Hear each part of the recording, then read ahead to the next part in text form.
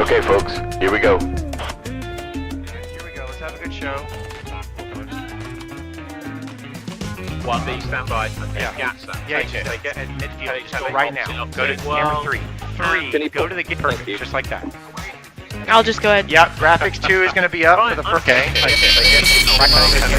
Go right there. Go to camera 3. Go. Yep. Can you Go to the camera 3, just like that. No music. I'm going to hand to Q. Sophie. Wait for it. Wait for it. On radio in the Canal Zone. All right, guys, mic check. Go ready. Okay, Ricky, mic. Yep, I am ready. Wait for it. Willie, mic check. Yep, let's go. 1B, stand by. 10, 9, 8, 7, 6, 5, 4, 3, 2, 1, and we're live. Okay, and go for it, guys.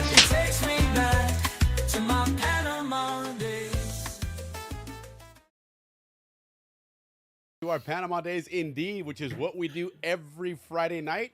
It is 8 p.m. Eastern Time. It is 5 p.m. Pacific Time. And it is now, of course, 8 p.m. Panama Time or Canal Zone Time. So here we are. Ricky, how's it going, man? Happy Friday, Hey, dude. what's it going? All right, guys. Welcome back to our show, guys. Our weekly podcast, better known as the Happy Hour at the Balboa Yacht Club. Guys, this is a podcast we put on every week. You know, Willie and I, we love doing this for you guys. Show number 105. So we're really putting them up there in numbers. Well, welcome tonight, you guys. We have a great show for you. Willie will get into the specifics here in a minute, but before we get started, I just wanted to say thanks again for joining us. We have a great show, quick show tonight, by the way. Yeah. And let's just toast. Let's get this party started. Salute, Toast yes. to all our good friends and our viewers and everybody who comments and all you cool people. Thank you. Yes, salute to the Canal Zone, indeed, man. It's great to be with you guys on Fridays. It's so it's happy out the Balboa Yacht Club. It is that was I guess one of those things, rite of passage, I guess you could call it, right? It was part of growing up in the zone on the Pacific side, at least, was going to the Balboa Yacht Club. That was the view we have here. The setup here is, of course, the middle bar setup, which typically was your Thursday night hangout. Thursday night, that's right. Thursday night. Right, and then Friday night, of course, was upstairs where that was really the big restaurant area. They would clear all that out, all the tables and chairs, and that was the big dance floor. Right, because there was always an event. There was always an event up there. It was one of the DJs. There were certain people that would DJ. Yeah, exactly. The lower bar would be the first one. That would usually close after sundown, a little late there. People would hang out. The middle bar, I guess, would be a place if you were out early. You would go there and have a few drinks, and then either go upstairs or hang out in the parking lot, which oftentimes was a bigger party. The older guys, they had the midnight chicken coop. Yes. I never went there. That was off of 4th of July, right? No. It was right next to the yacht club. If you're facing the yacht club, it would be on the left-hand side. It was a small little building there. And according to some of our sources, a McGinnis he partnered with somebody and they built that just to give the Canal Zone people another option hey Vern, another option to for people to go out, because according to our source, I can't say names because he didn't give us permission, one of the reasons they put this bar was because all the Zonians were getting in big trouble when they were going to Panama to party after the Canal Zone bars would close down. So we're talking mid-70s around that time. Sure. So they opened that chicken coop. And what was that other place? What was that other place by the baseball field? No. No, I'm asking, what was that other place? That was the pub. Yes, that's right. That was the pub, and that was there before or at the same time. But my age group, we didn't party there. We were still too young by a couple years. Right. Okay. So I would say like the 76, 77. Yeah, Slater talked about that place. They played there. Viva played there. Yeah, Viva played there, right. And but yeah, the chicken coop was quite cool. You had to be really cool to get in there because that was definitely the older guys. Yeah, the who's who of the zone. School. That's funny. But yeah, welcome to our show, guys. This is our bar. We love it. that's- We finally got all our backgrounds correct, and we look like we're actually at the bar. We're right sitting next behind to the each bar, other. you know. But we're actually on opposite coasts of the United States. One's on the Willie's in Florida, and I'm in San Francisco. It's amazing technology nowadays, man. You know. all cool. And then when we had Coach Bales on, he was walking around his backyard, his son's backyard, in Japan, somewhere in Japan. I forget where it was, but.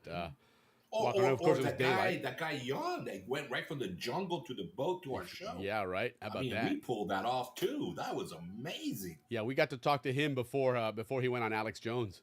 You know, we got him. Yeah. I mean, Captain Eftimitis had picked him up and Matt Tomlett, and literally an hour after that they were on the boat. That's the reason why he was on our show, is because of the connection with Andrew Eftimitis. Yes. And we just took the advantage of having him on our show.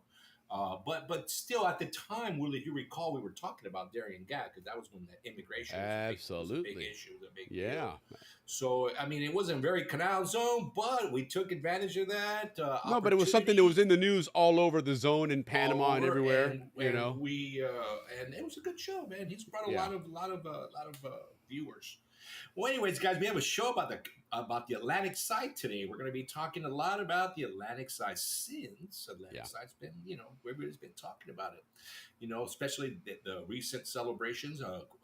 November 4th was a big. November 5th was a big day for the Cologne. Sure. Their mayor has been on the news a lot lately too. But we'll jump on that in a minute. And that's something interesting that's going to be.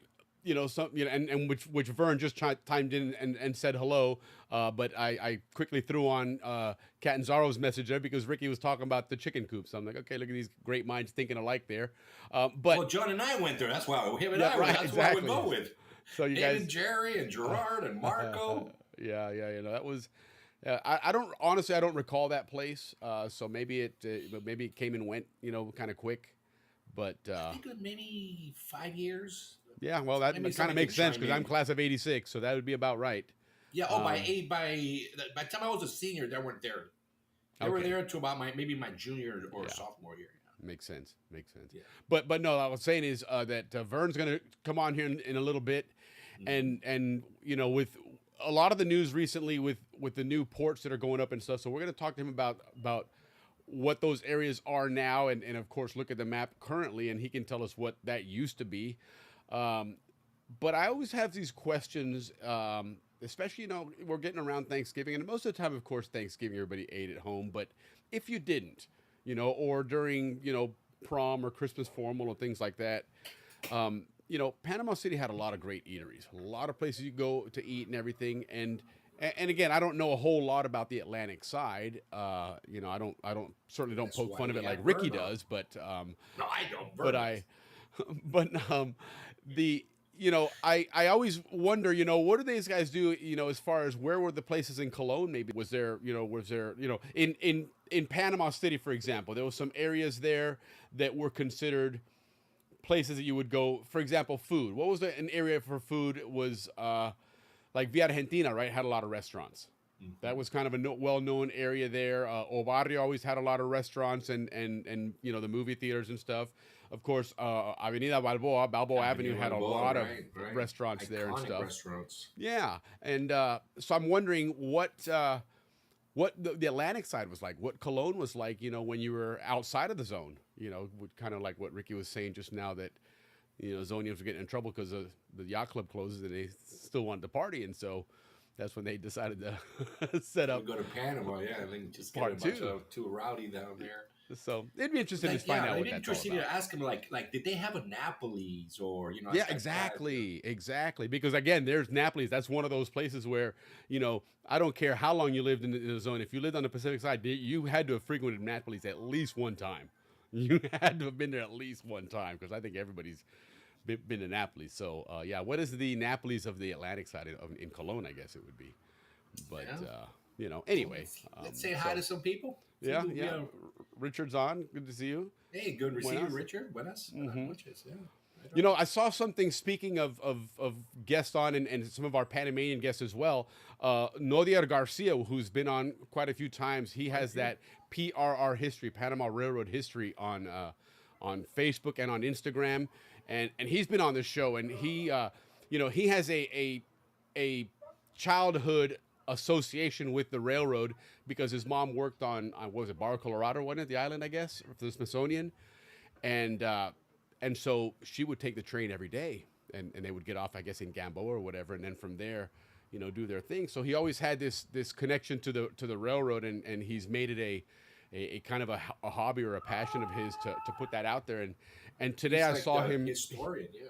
He and a really good one. I mean, he put some really great stuff. It's really cool that he also, there's a lot of images out there, and a lot of people use images of others out there, and the nice thing always is to give people credit, right? And he always does. You see at the bottom there, because I noticed today he had some CZ Images stuff on there, which is a great website to get a lot of Zonian images. But Yeah, they were PRR History. Yes, on Instagram and on Facebook, PRR History, Panama Railroad History, a great channel. And today's focus was on the rail cars, the ones that all of us grew up riding on, like, for example, for Rams football going to the Atlantic side. They were that gray and blue color, right? The light blue and a little darker shade of blue or whatever in the gray. And they mentioned it. He was talking about where they got those from, and I believe it was from Philadelphia. In fact, let me see if I can pull it up here, but it was really cool because I think they got them in 66 and 67. They decided it was time to upgrade the rail cars because they still had the same wooden rail cars from when they first finished the canal. So those things were going on 40, 50 years of using them, and so he they decided in 66 or 67 was the time to upgrade that railroad and those rail cars. So it was cool because there's pictures there of them unloading them in Cristobal off of the ship, and let me see if he's got it here. Oh, no, that's what I got to type in. Yeah, and from watching his stuff, I also learned that the last trains that we had were sold to Mexico, which are now being used for that railway that goes across to compete with the canal. Yes, absolutely. And here, check this out. Let me see if we got it. Yeah. Leaf. So there it Yeah, is. those are the Remember, trains and that we knew. they upgraded them for, of course, the bicentennial. They went to red, white, and blue. And remember seeing that, and you can kind of see the fresh coat of paint on the Panama Railroad sign on the side of that there.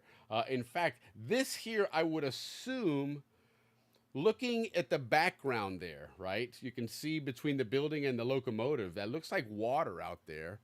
I'm wondering if that's not, and let me go ahead and full screen this thing. But I'm wondering if that isn't, is that going towards, I mean, it's three sets of rail lines, or two sets of rail lines there. Would that be on the Atlantic Yeah, I side? read There was a that, 'cause it curve looked around like- a station in Gatun, Yeah. but I don't think it was water on the back of it, though. Yeah, I read up on that with that specific picture. I just got to. That's because I was the same thing. I was going, where is that? That's Okay, interesting. And look at this. This is I think heading towards Pedro Miguel, maybe. Oh yeah.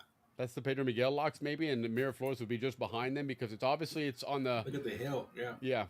Okay. And see, that's the original. That's the colors when they received those rail cars, was that gray and light blue color there, And here it is, an earlier photo in 66 or 67, I guess, when they first got them.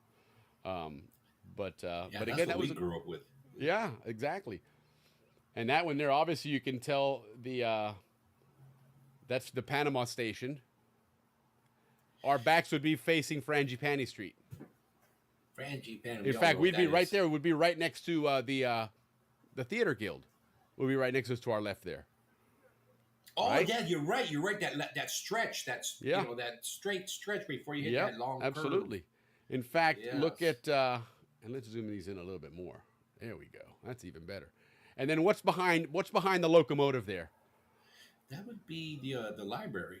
No. we The knew it was the library's library. further on down. Remember, because you got the traffic light, the VFW, and all that stuff. Yeah. Oh, that was that one place they had all that, where they would store everything, the warehousing. That wasn't where. No. That was on the other side. That was past the library. That was the Kane Brothers warehouse. The one burned down. This here, and let's see if anybody in the chat here will see what it is. Give them a couple of seconds because we are behind there. But it's Remember, guys, this is next to the rail station. That's the end of the line on the Pacific side. In starting moving after the 50s and 60s, right when they got rid of the Panama stations in off of Central and all that. So Frangipane's behind us. The Theater Guild is right here to our over our left shoulder. If you're the person taking his picture, and what Ricky was saying before, the library, which at one point was actually the airport before Tucuman, was further down to the left there. But remember, there was that road that you would turn in to go to Corundu, in between this Where the area and that VFW area. was, yeah. Correct, where the VFW was. But this one here, behind that, some of us will remember going there at about 5 o'clock in the morning. Usually sometime in June. Okay? And think about that. There you go. There we go. We got a couple in there. MTD Motor Pool. what's That's up, John? exactly right. That's where we. Motor Pool. You're right. They had that. They had their own little entrance and everything. That's where all the CC, trucks, the Komodo. buses, everything that was in the zone that was a Yes, vehicle, you're that's where they right, kept them. you're right. And that's where we met up in early June to go, To go and on our trips. home yes. leave. Home And we'd leave. get on a bus Yes. and go to Tucuman. Yeah. So. Como no? Wow, man, So anyway, I'm that's forgetting. and here they are, guys, and this is them unloading it off of. Let's zoom this one out because we were zooming a little too far, but that's in Cristobal, unloading them onto the rail car. And check this out, they have them actually, the I guess what do you call them, the buggies or the wheels, whatever you call them on a rail, are obviously they come disassembled. I guess you don't want those things rolling around on a ship. You know, those things are pretty damn heavy. Yeah, makes sense. But yeah, so that was them, and then obviously this is the Guardia Nacional there. So this is now certainly later on when this had all reverted over. And then of course, as we learned, the Panama Railroad that we knew ceased to exist and ceased to operate in what, like 1990 something, 96 or something, I yeah. think it was, yeah. And Again, I learned it from his site. Yeah, exactly. And that now, if you're going to take the rails, if you're going to take the rail cars, or if you're going to take the railroad from the Pacific side to the Atlantic side, the main station now for passengers is in Corozal. Corozal, right?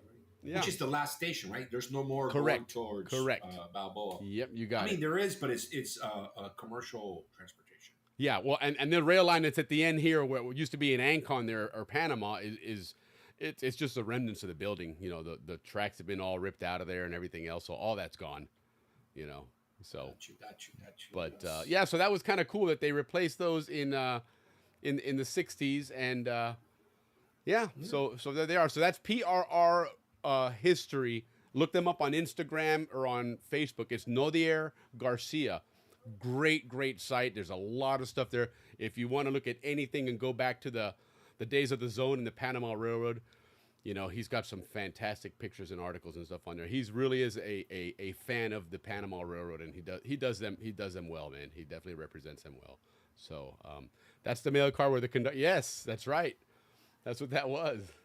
Yeah, that was cool, man. That was cool. It's cool to see those articles and you know. Yeah, and this is great to see that railroad still thriving as it is. It's a major attraction for visitors that come to Panama. And it's great to see Panamanians that are looking to step in and grab that history and run with it. And grab it, right? There's like a couple of well-known people that are doing history, talk about the history. Once on the Atlantic side, we're trying to get Ralphie because I think Ralphie knows him, to see if we can get him on the show, talk about his experience with the railroad. Yeah, well, let's see. Maybe our guy at PRR Railroad can help us with that. Yeah, well, you know, that's going to be, I mean, you know, with his fascination with railroads, and certainly he's made the rounds and has a lot of connections, I would assume now, and, you know, he's kind of recognized as that railroad historian. I think it would make sense for these guys if they want to capture the development of basically a transnational, I guess you could almost call it, you know, rail line, which is what they're eventually going to build all the way to the border to Costa Rica. Like our buddy John McGee says, Yeah, Tommy Moore is and a Tommy Zonian. Moore's. He's the number 2 Yeah. guy there. Hey, but the number 1 guy is also Zonian. Yeah. Tommy Morse is the CFO of the company. Yeah. Good guy, class So of the '87. Zonians are running this railroad. A couple of Well, it's an Zonians up American there at the company, top. right? It's they sold it as a private enterprise, you know. Right, then the entity. Canadians bought it. Right now it's Canadian.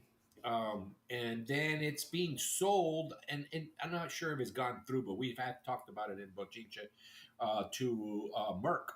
I think Merck's buying it. Oh, that's right. Yes, yes, yes. Consolidated moving containers, and that's really what the crux of the Panama Railroad is now, is moving containers And that back new and highway forth. we talk about a lot. Yeah. So It's they moving might as well, stuff from they've got one ships side to going the through other. the canal. They might as well put stuff on the rail cars as well. The only thing they're missing is the highway. And truth be told, if they get involved with a port somehow, they're going to be moving containers across the highways anyhow, which guaranteed is going to happen as Well, well. ACP knows they just can't keep building locks. I mean, they could, but that's just not, the way The forward. cheapest The way forward alternative is to add more trucks. trucks. The trains, second one is rail lines, and the third one gas is ducts. canals, right? And so Trucks, the cheapest. Yeah. Yeah, exactly. That's the whole point. Is the canal is the most expensive. You can only add so many more locks. Right. Okay. You can only add so many more rail lines. Less expensive than the canal, but still expensive. You can expand highways pretty quickly, and Pretty you can quickly. certainly add a lot more trucks on a highway. So And it gas makes sense ducts. to add. Yeah, and like Ricky said last week, you're going to have that highway on the West Bank now. That's On the going to West Bank, so- it's going to alleviate a lot of our that traffic. pilot tells us that there is already a highway there, but it's only for emergency use of Correct. ACP personnel, like pilots, and Yeah, things like the port that. captain, which he had to do. And it's been there this whole time, and none of us know. Even about it. when, The even reason why we I found believe it out was is even in 'cause of our Andy. days, if I'm not mistaken. Yeah, it's been around since this. I don't know when, but in the 70s when we were there, Yeah. it was there. Well, he And mentioned it's that when he was port captain, remember we had that accident with the ship that in Gamboa that hit the Gamboa. bridge. He was port captain for that, and that's the way you got to there quickly, avoiding all the traffic and red lights and everything else, and just zip on past. Kind of Takes you like right the there, yeah. Politburo in back in the Soviet Union back in the day. They had their own Yeah. lane, their own cars, and So when we have Andy back, we're going to do a map, and he's going to show us where that road is because we are overdue for that, Ricky. We are definitely overdue for a Panama Canal Yeah. show. With Captain Andrew. Well, for let's sure. get into some K Pasa, some yeah. announcements. Yeah. So we've got a couple of things going on there. As far as announcements go, of course, the Pan Canal Society, make sure you go to their website, pancanalsociety.org. They have their Christmas. I had it queued up here. Let me see if I can find it here. But nonetheless, make sure you get registered there if you're going to go to their Christmas holiday luncheon. I believe it's at what is that restaurant in Tampa here? The famous one, the Columbia, the Columbia restaurant. Very nice restaurant. So make sure you Yeah, that seems to reserve be there. the go-to spot. It is. It's a very well-known place. That's a recognized Yeah. place. That's one of those. Each big city has that recognized restaurant, and Columbia is definitely one of them here in Tampa. Definitely. So Well, a lot of things. Today's a very important day. Well, let me tell you. This whole A couple of month. Things. Yeah. Well, for Panama, but worldwide today. On today, 2 kings were born today. Different years, of course. King Hussein from Jordan was born in 1935, Right on. and King Charles, but we know him as Prince Charles. King Charles also was born on this day in 1948. right. And speaking of birthdays, you know who else was born on this day? It's Field Marshal Erwin Rommel, 1891, was born on this day.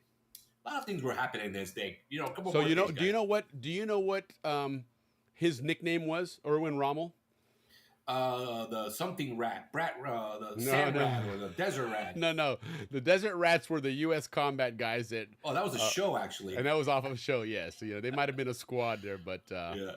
no, he was. But he had to do with the desert.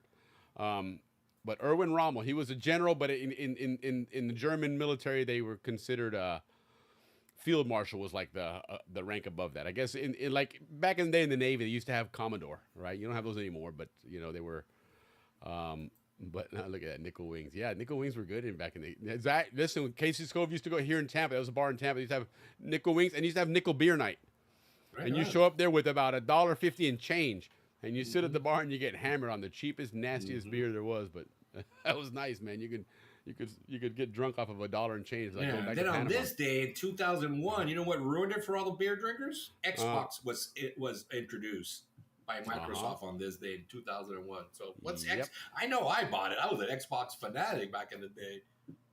And Xbox has come a long way where now they even have your whole Microsoft Flight Simulator. You can put that on Xbox and hook up all your controls it's and stuff. ridiculous now. Yeah, it's And the last thing, I got a couple more cool things that happened today.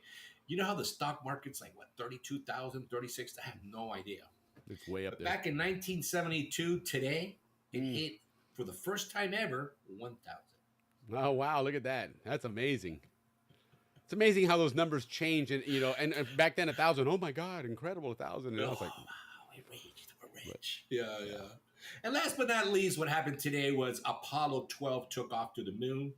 And the reason why none of us know about Apollo 12 because it was the second moon landing. So cheers to those guys, Charles Conrad, right, Alan Bean, and the famous Richard Gordon. Cheers to you guys. Salute. And think about this as well. Right, you have Apollo 11. Now, obviously, that's the moon landing, Neil Armstrong and company, and of course, the most bitter person in the history that had to sit up in the lunar module up there and says, "Man, I got to do this whole trip, all this danger, and I don't even get to land on the moon. You got to sit and circle the moon up there, man." Who was that? Was it? It wasn't Buzz Aldrin. What was the other guy? It was Michael Collins.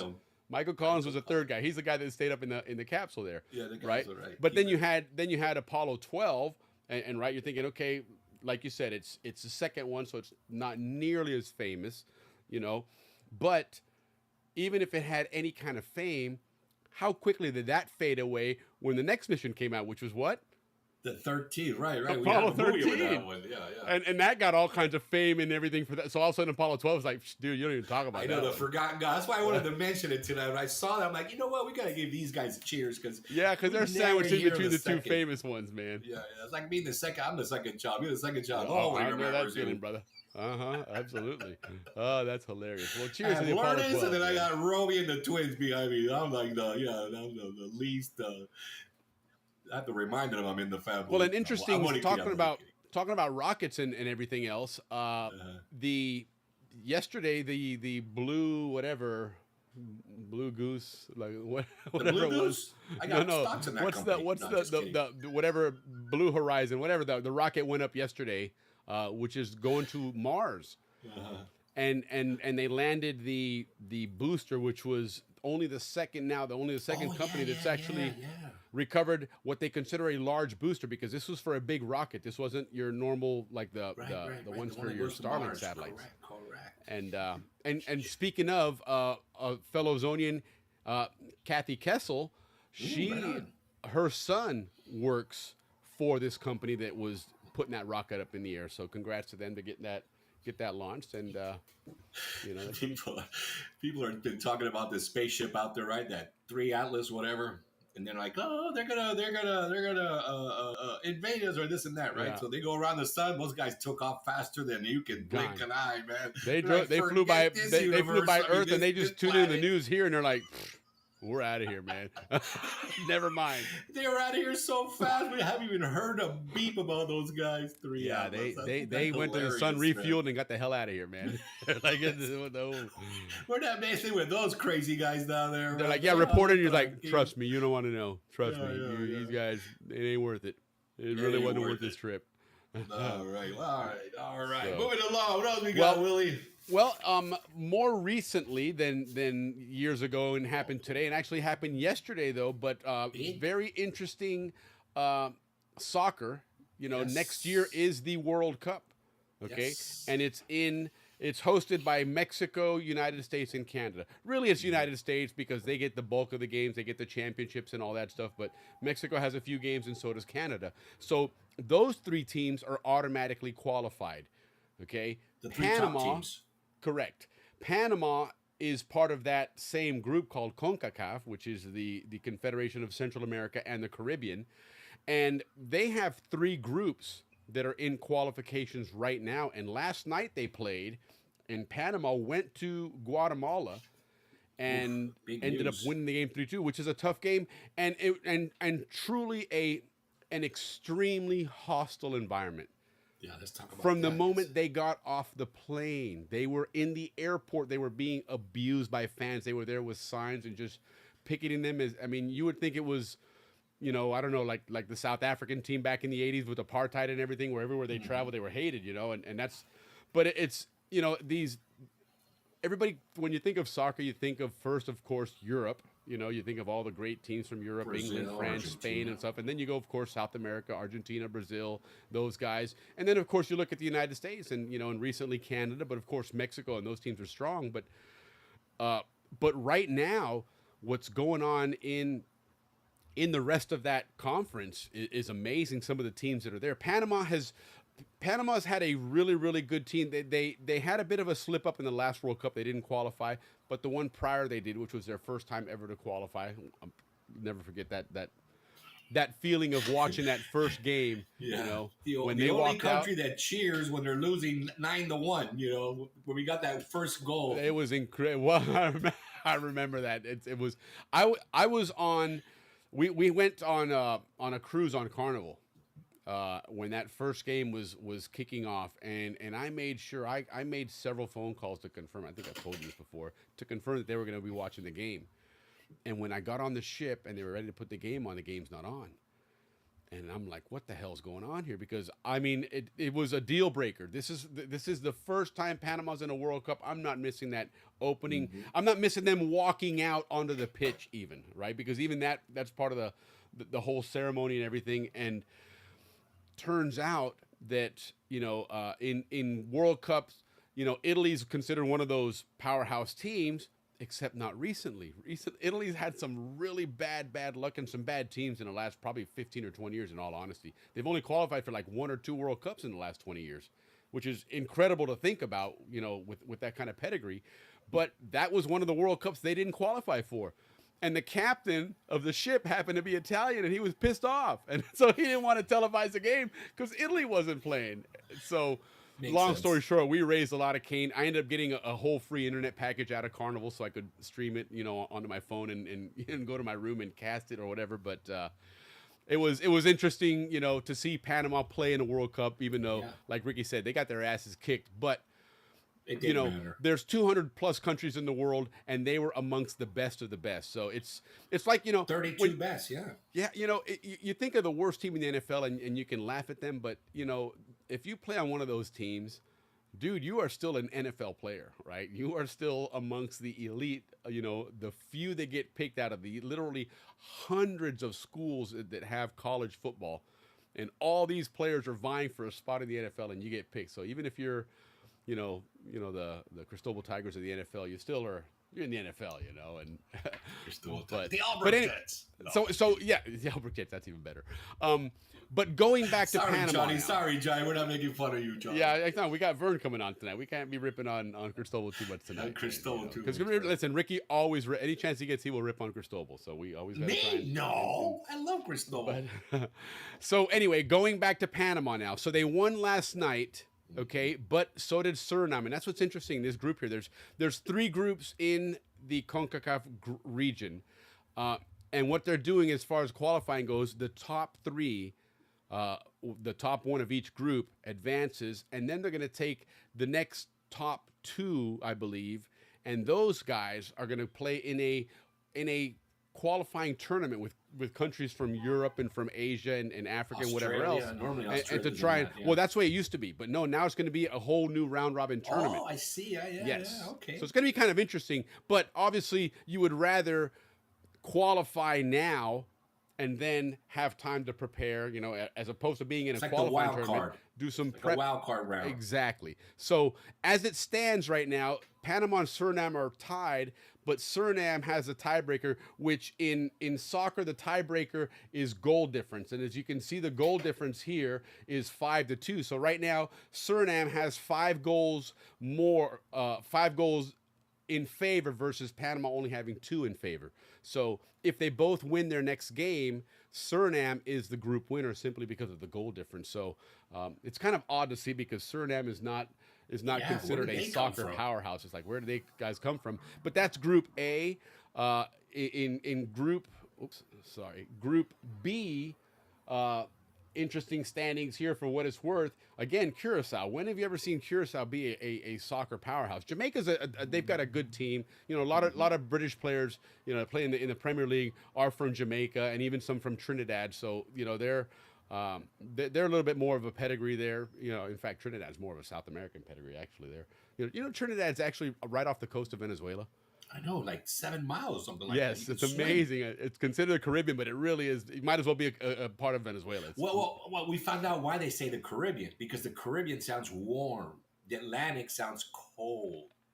Now, how That's very Panama true. wants to start using the Caribbean. They don't want to use the Atlantic side anymore. The Caribbean That's very side. true. That's very So true. yeah, that's kind of the thing. So, Like, but anyway, so Caribbean. Group B then looks like Curacao right now they're ahead only by 1 point because right now it's 11 to 10 points there, and then finally Group C, which is a group where we traditionally fight with a lot of teams in. Honduras and Costa Rica are typically the teams that Panama's always fighting for that normally that third spot, right? Normally qualifying for World Cup involves United States, Canada, and Mexico, and until recently, Canada has really not been a strong team. It's usually been USA and Mexico are fighting for the first two spots, and then usually the last spot is either Costa Rica, Panama, Honduras, or Canada. Costa Rica. You know, Yeah. So here it's Honduras, which is no surprise there. But again, there's one more game left. If Guatemala can even just hold Suriname to a draw, and Panama beats El Salvador, then Panama's in the World Cup automatically, and they don't have to go to a qualifier. So, but Yeah. as it looks, at least Panama's not going to be eliminated until they get to that like you said that wild card tournament or whatever you want to call it. But So they're moving on no matter what because of their goals. well, just because of their wins and their record in general, they've just got it. They're Gotcha, tied for gotcha. first place. So and because of the record that they have, as far as again, just looking at their record in general here, you know, they've got 9 points, so they should advance. Down here, the next one, well, 10 points Jamaica. What do we have on this side here? Yeah, see, these guys are all below. So if Panama wins their game, no matter what, they're going to be ahead of Haiti or Honduras or Costa Rica. You know, the only one that could be ahead of them would be Jamaica, but Panama would still get, again, that second spot for that wild card. So they're looking good, guys, but Panama's looking Yeah. good for the World Cup. And it's going to be here in the U.S. So, you know, fingers crossed, if Panama qualifies, we definitely have to do something and get a big group out to go and watch a cheer game us on. somewhere and make a Right. nice big Zonian group to go and meet together. It'd be a cool, fun thing to hang out together and then go watch a Yeah, 'cause Panama guys, World Cup we game. are a subculture of the Panamanian We are indeed. We are nationality, indeed. so man. we're part of that. You know, it's Yeah. our team. It's part of Yeah. our home team. Absolutely. So, So yeah, that's that why would be we're a lot talking of fun. about it because we're cheering for our home team, guys. Yeah, right. So go Hey, Panama, Mr. man. Mr. Bradley, good to see you on, Yeah, like oh, always, yeah. sir. Yep. Appreciate Yeah, it. hopefully we're gonna have Jim on here soon because he's got a fascinating story about his job with the electrical division in the zone and you know he played a big role in a lot of big projects down there in the zone and so yeah he's got a great story and we're hoping to get him on here soon. So good to see you, Jim. I hope you Yeah, I have love this a background. great weekend here. Uh-oh, And you have the sad news ship today. going through, right, Willie? Yeah, Hold the on. ship is going through. Yeah. Oh no. Sad news today. Fantastically passed away. Burt Mead. Yes. Oh, rest in peace, Zonian. Yeah, He's sad news good. He indeed. was a good friend of the family, good friend of the Canal Zone. Yeah, Great it's a- referee. he I was. got a good story of Mr. Mead. So we were at the reunion, and he was talking about when Panama, the Kiwani Coats, scored their first touchdown, and Mr. Mead was the referee. So they were getting close. They were playing, you know, 'cause their home games back then were at Balboa, and they weren't playing the Rams. They were playing somebody else. But the thing was that they were getting close to the goal line. It was like 4th and 1, and they actually didn't score. And Mr. Me went this much, but the Panamanians thought that was touchdown Put his hands because up. the hands went up. So they all jumped. The whole stands, everybody was jumping up and down, and you know, for happy for their first touchdown. So he was like, they don't have it. Yeah, don't The stir that pot. Mr. Reed told us. Yes, That's So fantastic. God And bless you, Mr. Reed. Yes, rest in peace. And I'll tell you what, Rest I've got in a funny peace story with the rest about of the him as guys well. up there. You know, he Yeah.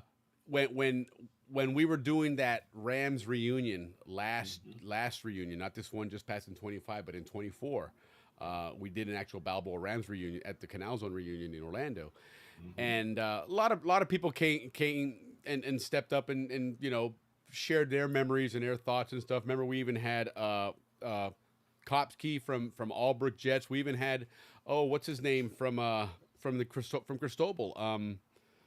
God, I'm so bad with names, man. I've always been terrible with names. But what was the coach? Coach Downing. Remember, Coach Downing was there, and he had a lot of great things to say about the Rams organization and starting that league and everything. And I remember talking to Bert, you know, asking if he would you know speak, you know, and just say something about his memories of it. And again, God bless him. He respectfully declined. But the reason he declined, which is kind of you can kind of chuckle about it now, was that he was so hell bent on being viewed as neutral that even 40 years later, he didn't want to say anything favorable about one team versus another, and so Right, because he was a referee. You're Yeah, right. Even so though he's truly a Balboa ram.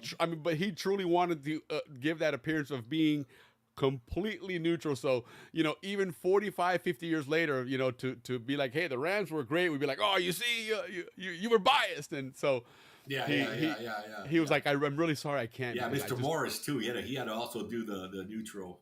Yes, Kenny Morris yes.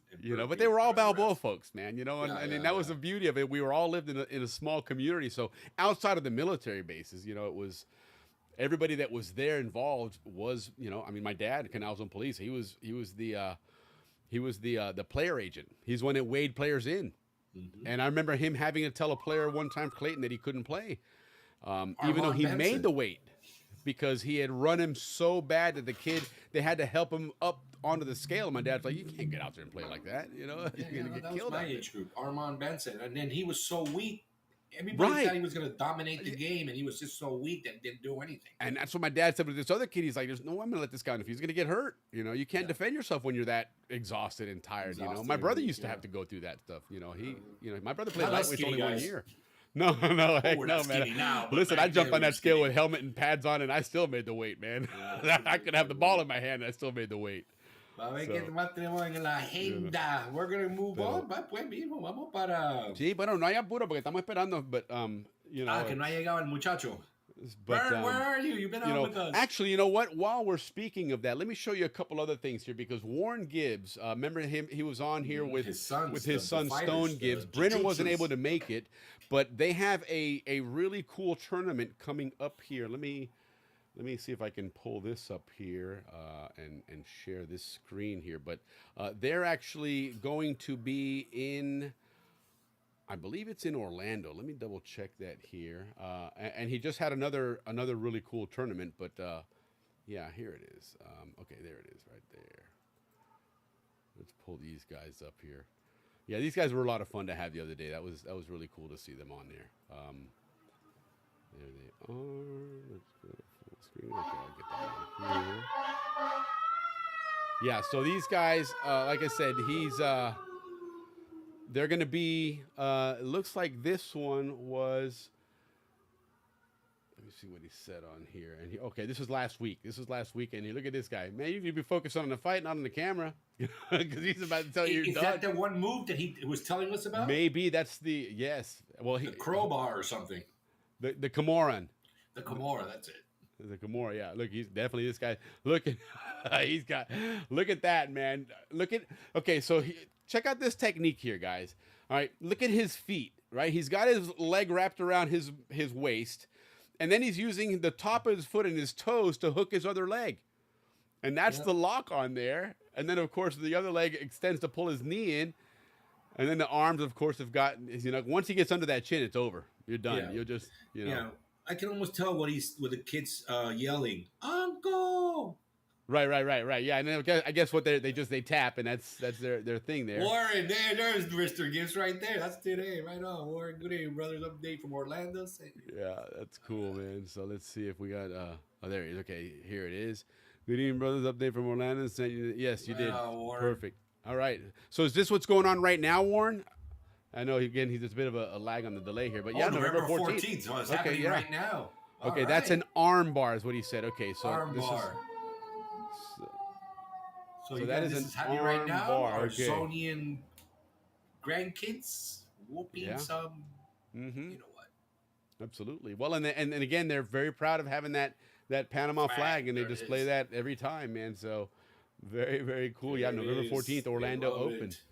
Right on. So as we speak, they're doing their thing out there. So all right, let's see what we got here.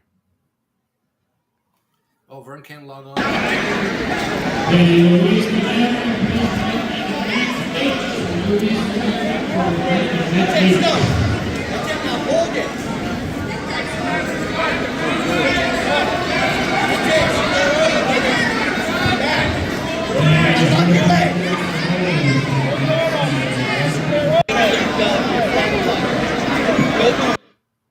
Wow. That's insane, man. But look at that. That's a lot of people there, too. Yeah. That's good. And again, they're talking about going. Look at this, how quickly he goes after him, man. Man. Down. No time. Yeah, that's how you do it, man. All right, let's see this one now. You know, their grandfather was a football coach. He taught 2 to 9 how to Yes. play football, almost just like that. Those look like Balboa Ram moves. All right, all weekend, a lot of competitors, including UFC. Oh, right on. That's right. You know, he mentioned that Dana White and the whole UFC thing is looking at jiu-jitsu as the next big thing. Then I guess the next big sport that they want to bring to the forefront on TV and everything. Good. We'll be well represented. Yeah, because these guys are coming into that prime right now. Like we have been in girls flag football, Willie. Remember last week we did some research on that? Yes, that's right. So they're our demolishing Panamanian girls, they went on this tournament, Central America, to see who's going to represent, I guess, another Olympic qualifier. And they outscored their opponents. What was it, Willie? 374-7. Yeah, something ridiculous. Something ridiculous. And the were first winning three, games 74-0, 82-0. Look at how this guy jumps up and he uses that mat. He throws himself on the floor and get that leverage. Look at that. Boom. Wow. Right on, man. That's the future amazing. Looks good. Yeah, the will be good, well man. represented in the future. Very, very cool, man. Good for like you we like guys. to say, Keep we're up not the good dying work. out. Thanks we're, for sharing we're that as stuff. alive That's awesome, as it can man. be. The Zonian community. Yeah, good for them, man. That's good stuff. That's really good stuff, man. No, so, truly, okay, how so many Vern's having community trouble out with that there's- link. Let me try something here, Vern. Stand by. Yeah. Let me. How many other communities out there are like the Zonian community that just work hard, like many of us do, to keep this alive, keep this going, between the music, the reunions, our podcasts, and a number of other things, history, Instagram channels, etc. So right on, another toast to everybody who keeps this going, keeps this alive, guys. keeps it Yeah. Zonian. Well done, guys. Everything Well about us done. alive. Okay, Vern, let me try this again. I think it's going to be the same Because link. if you ask but- any of us, we are a blessed group. All right, try it again, Vern. Let me know if it works. Just click on that link. Well, you've done it before. You know what to do there. If not, Yeah. gosh. We want to talk about the other side. Okay, all right. You know what? just It would click be a on it. good song. The other side of the moon. What's the name of that song? by Pink Dark Side of the Floyd? Moon? Dark Side of the Moon. Not that they're dark side, but still, that'd be a good entry. I song just for read, it. that's interesting you say that. I just read yesterday an article about, okay, so Dark Side of the Moon, right? Well, in that album, they have that one song where it's basically an instrumental with that girl just doing that whole wailing thing, right? Throughout the whole song. She was working in the studio and they just grabbed her real quick and threw it, and she got paid her standard 37 pounds sterling, right, in England. And that was it.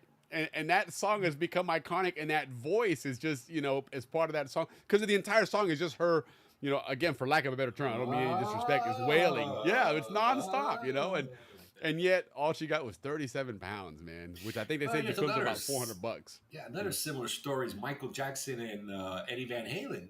Yes. And that song, Beat It. where Eddie plays, he didn't get a penny for that. He just came in to do a little quickie. You know who else I heard a cool story like that, but was done on purpose was,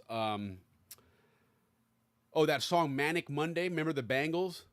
Just another Manic Monday. That song? No, I'm a rock and roll guy. Well, Just kidding.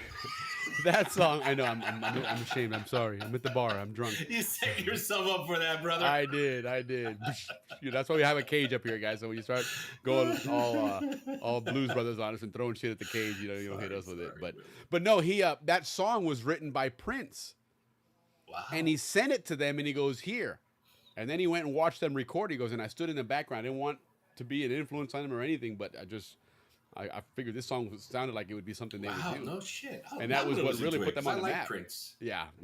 I've heard a lot of those stories like that. That he was, I did see, which was kind of interesting. I did see the other day remember We Are the World? Of course, that was a very famous video.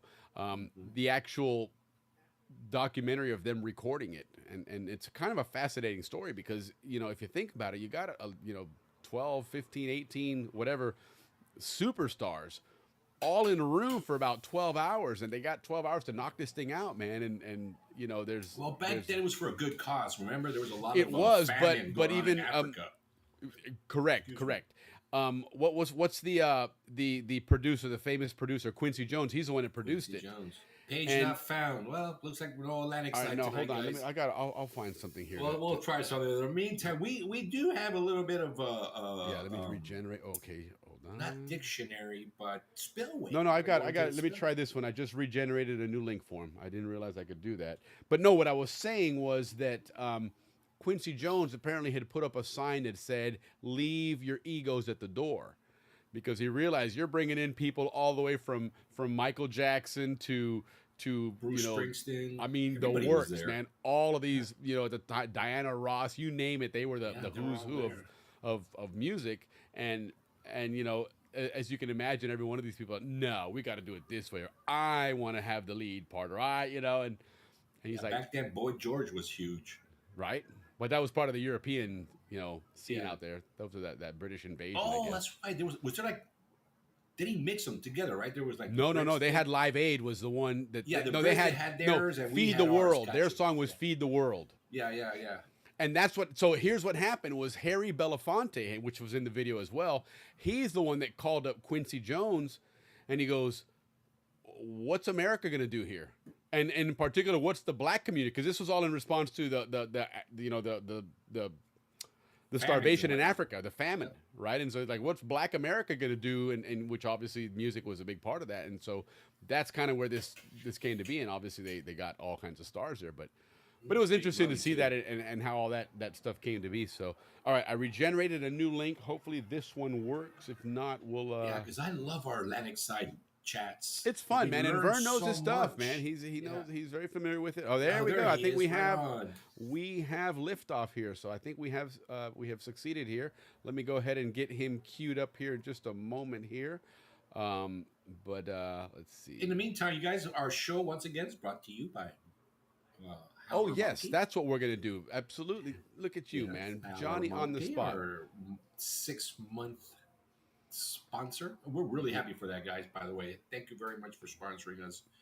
And anybody else who wants to sponsor us, you're welcome. What we do with the money is that we upgrade our AI, so we can give you a better program, and so that our shows run a little bit technically better than they have. Well, and even just I mean, all of this stuff costs money. It's not free.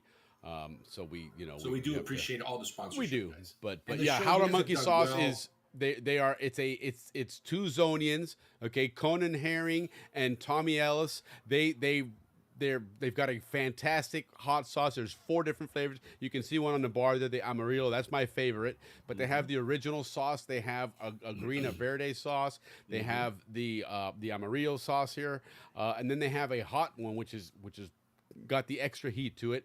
But they're not burning hot, okay? And I say that only because there are some hot sauces out there, guys, that they pride themselves on being the hottest sauce out there. In all honesty, I can probably go as high as maybe like even mango habanero. Okay, mango habanero is pretty damn hot, and once you get to that point, it's not even about flavor anymore. In fact, your taste buds are pretty much dead at that point. So, whereas this one, it gives you that tingle, that sting heat, or that tingle, right? but with you flavor. taste it. Yes, with taste, flavor. with the flavor.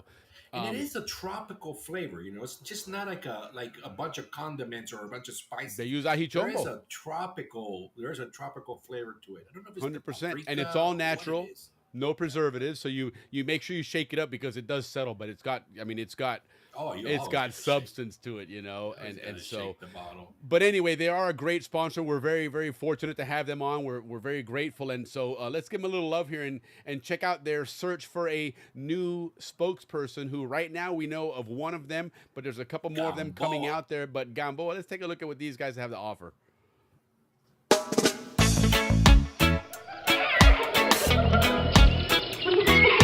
Howler Monkey Sauce sent me to the jungles of Panama in search of their new spokesperson, and let's see if we find them. Hey, listen, you don't need to keep looking for a spokesperson. You found me. I love this Howler Monkey hot sauce. Wow. Okay, and what's your name? They call me Balboa up here in these trees. Roll camera and action. This one, the Amarillo, is going to be amazing on chicken. Trust me. Do you know a howler monkey who can describe the sweet heat of our original with authentic ají chombo peppers, or the fresh punch of verde where habanero warmth meets crisp bell pepper? How about the bold tang of Amarillo, yellow Scotch bonnets blended with mustard seeds? And of course, our hot, the same great flavor as original, with red habaneros for that fire. Our sauces are all natural, no preservatives, gluten-free, pure flavor and pure fire. Are you the next Howler Monkey spokesperson?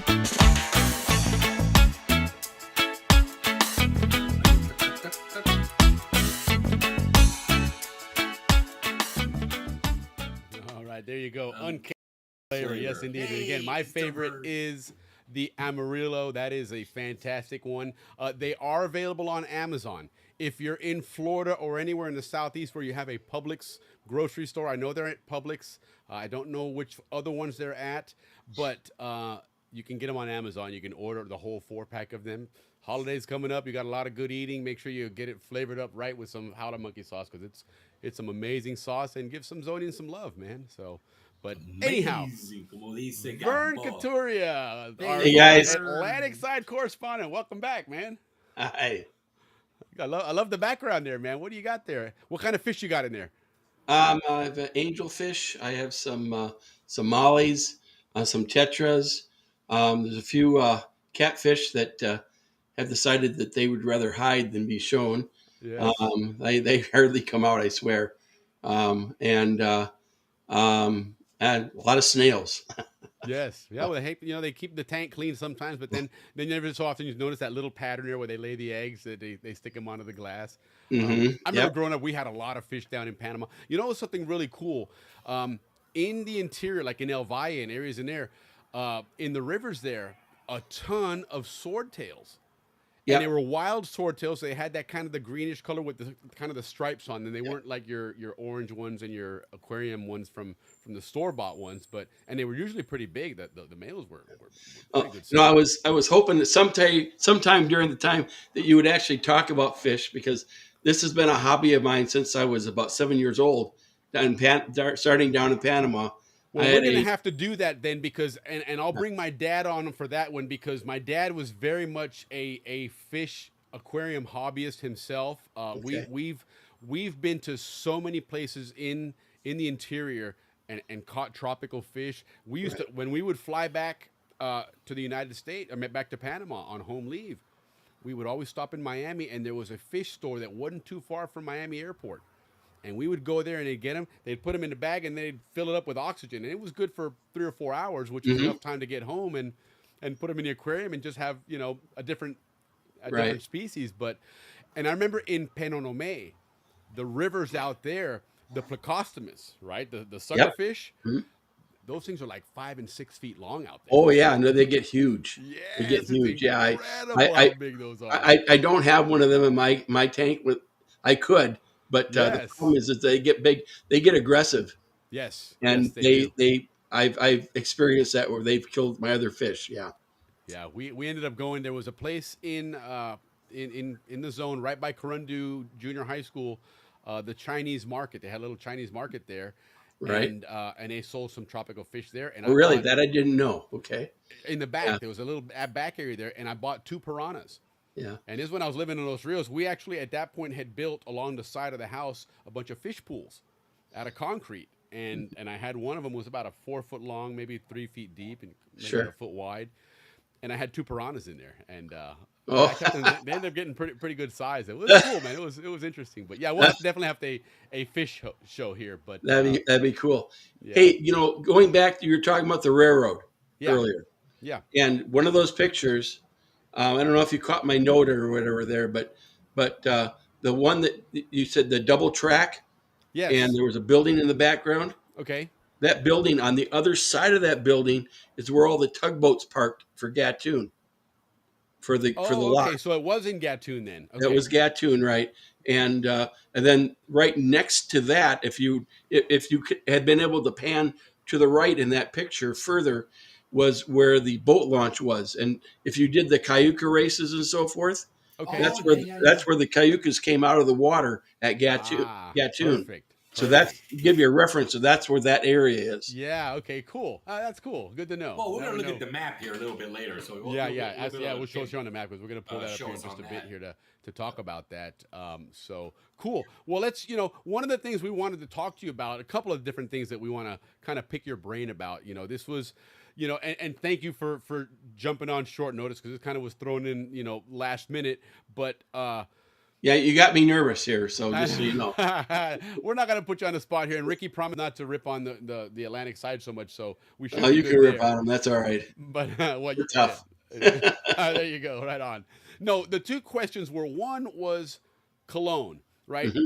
Cologne, from my viewpoint, and I don't mean this at all, honestly, I don't mean this at all disrespectful, but I look at Cologne as a smaller, more poor city versus Panama City. Oh, most definitely, yes. Okay.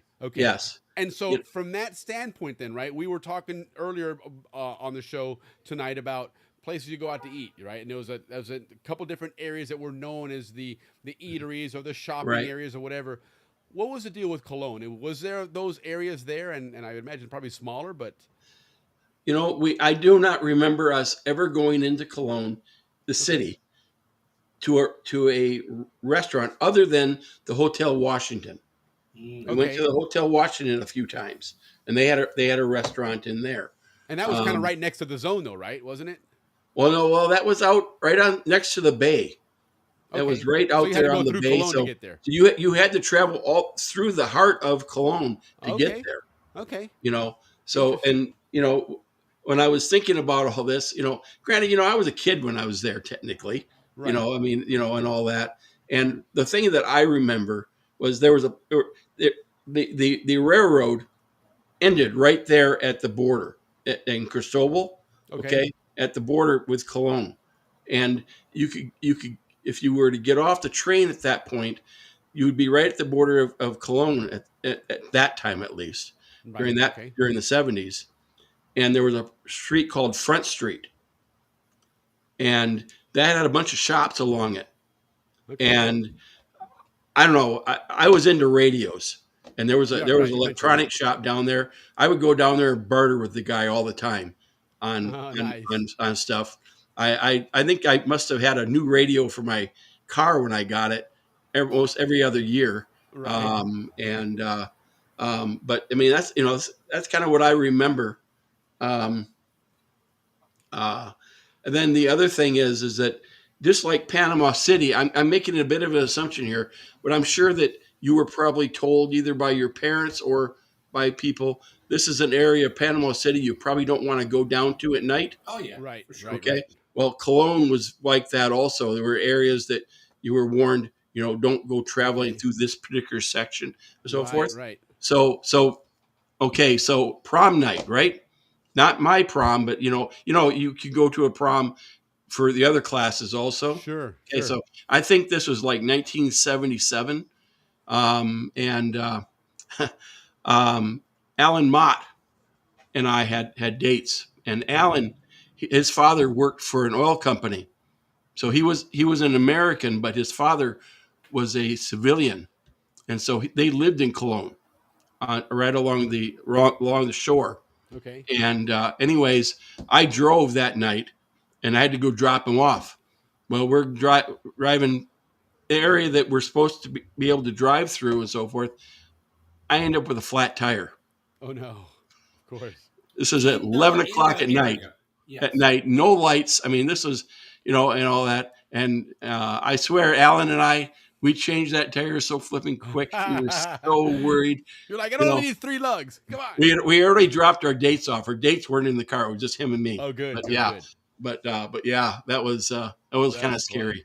That's funny. All right, so looking at the map here, okay, and this is what's interesting about the Atlantic side, because unlike the Pacific side, there was a clear distinction between what was Panama and what was the Canal Zone. Right. And one was on one side and one was on the other. And it kind of went that way all the way north along the canal route until you got here to the Atlantic side. And so real quick here, just on the labels here, you see Cristobal, you see Cologne, you see Cocosolo. Okay. But Cologne is Panama. And that's in between Cristobal and Cocosolo. Right. Right. And am I correct to assume then this is part of the Republic of Panama, and this Yep. is Canal Zone, and this back in the day, of course, this is Canal Zone, and this is Canal Zone, right? You got to go back further as far as before World War II and just after World War II, up until 1955. Okay.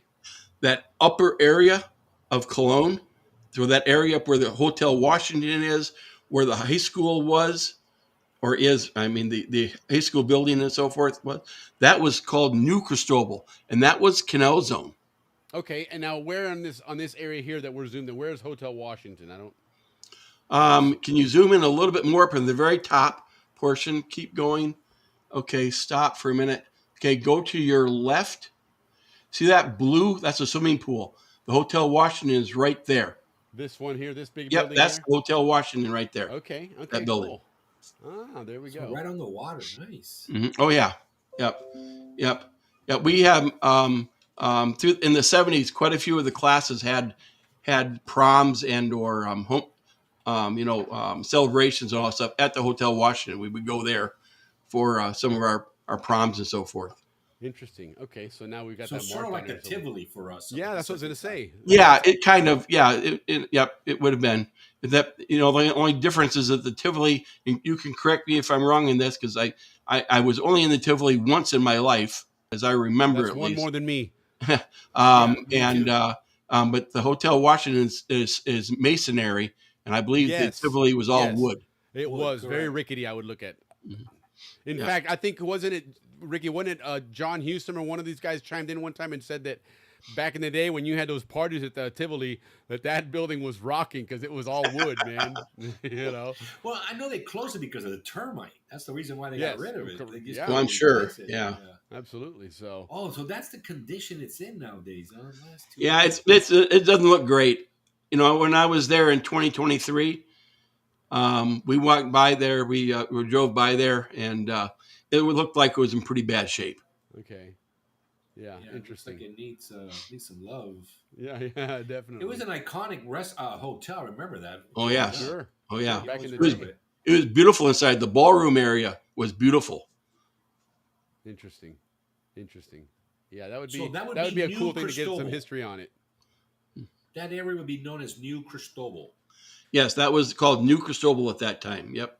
Okay, and so how much of this, because it was still Cologne as well, right? Or was all of this New Cristobal? That was it's hard. But actually, the best way to figure that out is, can you show just a street name view on your deal there? Yeah. I was looking at this the other night after you mentioned about Cologne, and so show the street names. Can you zoom it down to where it shows the actual names of the streets? Well, remember, and keep in mind that some of these may have changed, to Panamanian names now. Well, that's what I'm getting at here, is that the New Cristobal area had names, whereas the Cologne area were all just street numbers. Oh, look at that. You're right. Look at right here. You can see it. Yeah, 7th. Well, that one has, okay, so it looks like there were probably some intersections in there and all that, but yeah. Okay, interesting. Yeah. So that area from the water on back, for the most part, would have been New Cristobal up to a point. Okay. The high school, if you look to the right where that green area is, there's almost looks like there's like a little hook down there. Okay, De Lesseps and what's the name of the other street? Portobello? No, but it's near there though. There's you got De Lesseps is this cross street, and then you have Monterrey. Right there. Okay, yeah, where you that right there where you're clicked on your pointer is right now. Okay, that's where the high school was. Okay, why it doesn't show up? So it says that there's a school there right now. It says. Yep. Oh, that's Cristobal. That's you can see the campus. Yes. Right. In 1958, when Cristobal moved. Okay. To Cocosolo, Panama was given this, and then at that time a high school moved in there, a Panamanian high school. It later, I think it was 1968, turned into a college, and that's what it is now. It's a college. Okay, and that's it right here. Yep. Okay. Yep. And it's changed a little bit. They've added on to it a little bit. Sure. you know. And if you look at the top of the building there, this is from a historical reference, at least. Right. In the very center of it, looks like a little box, kind of white, in the very top of the roof there. Yeah. That's where the bell tower was. Oh yeah, I've heard And of that. if you go to the Canal Zone reunion, they usually bring the Cristobal bell. That bell came from that school. Okay. Oh, right. Become the traveling bell. Yep. Yes. That's cool. All right, and then we can get a different perspective of the Hotel Washington here. And there it is. And this pool, which is what it has now, but back in the day, the original pool was part of the Caribbean, wasn't it? Yeah, I believe so. I believe it was like a yeah, I believe so. Yes. It's sectioned off there, but that was the hangout for Americans, you know, that were of any kind of rank, I guess, in the zone and building the canal at that time. Right. And you tell me, look on the top of that Hotel Washington building. Does that look like solar panels to you? It sure does. Yeah, I think that's what that is. That's obviously new. Yeah, because it's only on one side, so it would make sense. Mm-hmm. You know, that's something that's been added on, but interesting. And of course, you got a lot more buildings here, which back in the day, you'd have to check them out and look. So interesting. So now let me ask you this then. We're looking at this view here, and what is... Let me get the perspective right, because we're kind of upside down here, but reset to north. Let's go that way. There we go. All right. So where is Manzanillo Island on here? I'm not sure. I believe it's actually where Cologne is. Okay, that's what I thought. So see, that used to be that area down here. If you look, that area where Cristobal, where the below where the piers are there and all that stuff, that whole area there, that used to be water. That was an actual island, and that's all been filled in. Okay, that's all land that's been filled in there. This that comes through here, and part of this is fill in as well. So that probably correct. Came in like this, and then it went around this way. So that truly was an island there. Yep, it was truly an island. Yep, interesting. So that's the free zone. What we're looking at there on the bottom. This here. Cologne. Yeah, that's the free zone. Correct. Area. Yep. So that's part of the free zone there. Wow. Okay. Hey, it's not that big. I thought it'd be not bigger. really. Interesting. Well, they're expanding. They're getting bigger. Yeah. Oh well, certainly. Well, and now finally this airport is getting some love after a long time. Is it? Where's that? Is that this? Is it right here? No. It's right there by it's right next to. Right there. There you go. Yeah, they're going to turn that into a big logistics airport now as well. That's what I hear. Cargo flights out of there. Mm-hmm. So, DHL is the one that's doing all the investing there. Yeah, that should be interesting to see how that works. As well as Howard. I mean, DHL is big in Howard as well. Correct. Well, and they've had a presence in Tocumen for many, many years. They have quite a. In fact, I think that's their hub. From there going to South America, for a lot of DHL stuff is Tocumen. But Willie, I think Manzanillo is that one island that we were just talking about that was probably filled in, because that looks like where that new port's going to go, and that's where that. So if you open it, well, actually, if you go up, so go to your right a little bit, and then go straight up. That right there, where where Isle Margarita was, Fort Randolph. They started doing before. Mm-hmm. Yep, that's all. Right there's the port. They're going to expand all into that there. Yes. That's it right there. So yes, a Chinese company did have the concession, but they never developed it. Then they lost the concession, and now beginning of next year, in a couple of months, actually, is the bid. So we'll have a new operator. And you think about that from a logistical standpoint, how easy and convenient from anywhere here, you're right here, and here's where you're loading onto a cargo plane and flying off to South America. Really makes for opening up trade so much more in Panama. It should. I hate to skip around, guys, but how about the railroad? Where does the railroad end? Like, how would the railroad feed into that new port area? Like, where is the railroad? I guess we got to find it first. Yeah, we got to find it. Sorry, Vermeil. It's okay. No, it's all right. You are our expert on the Atlantic side. No. Willie and I, we know how to get to the football field. Be careful when you use that word expert. Well, more expert than us. How's that? So this, I'm assuming this line here that we're looking at. That's the railroad there. Yes. Yes, the railroad. There, and it goes. Here, it starts to, obviously it's still going. And there's. Yep. Oh, yeah, it keeps. It goes. My understanding is that it does go up to France Field. Okay. but I don't know how though. Yeah. Well, here's a rail line here, still going.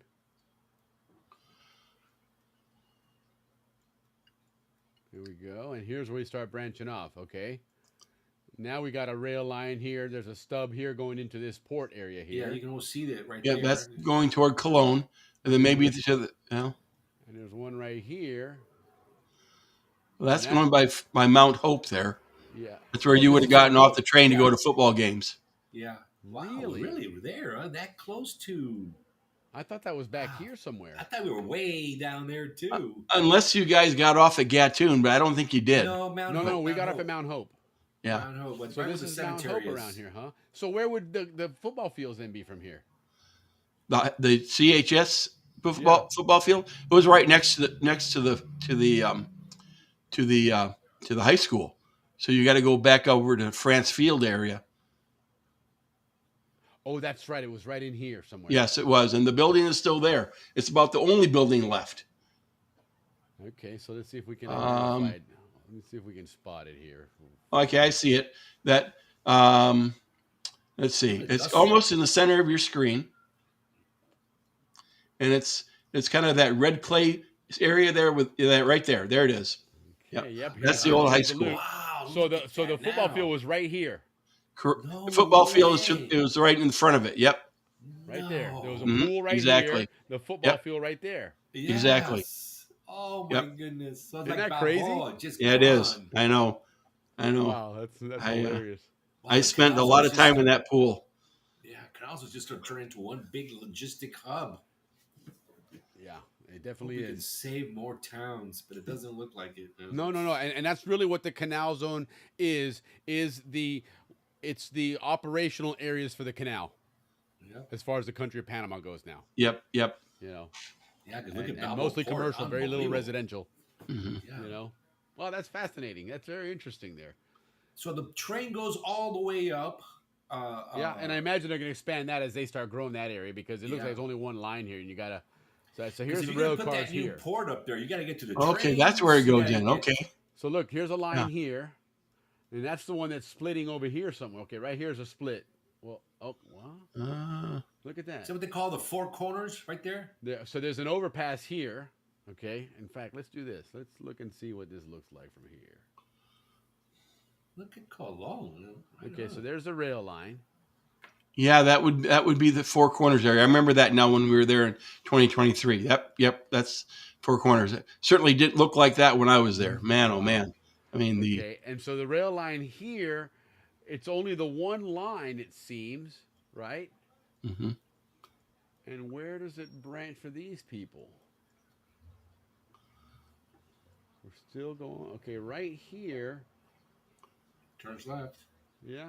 Or that's you got one little line here. Oh, that might be like maintenance or something because it looks like that's looks like those are locomotives there. Yeah. You know? Huh. But look, there's a train coming right there in the picture or line right there. Sure looks like it. Let's see what we got here then. If we got any kind of no roads here, no access in there.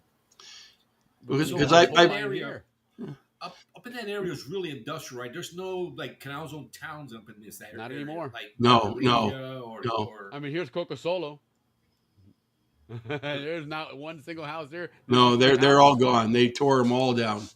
There used to be houses there. That's where when I was born, that's where I lived. Is right there in Coco Solo. Mm-hmm. Yeah. It wasn't very big. If you had to guesstimate, how many homes were in Coco Solo? Oh, I don't know. Maybe 100. Yeah, maybe. Right? Yeah. The thing about the homes there, though, granted, I realize you were young when you were there, but the thing about so I swear those things that they were made so that they could withstand bombs being dropped on them. The walls were so thick on those buildings. Right. You know, the I high school also. In Barnaby were like that. Yeah, the high school also was like that. Very thick walls. Yeah. That's very true. I remember the big row of houses on Barnaby and El Prado. You know, those big four family big housing units with the red roofs. Those walls were.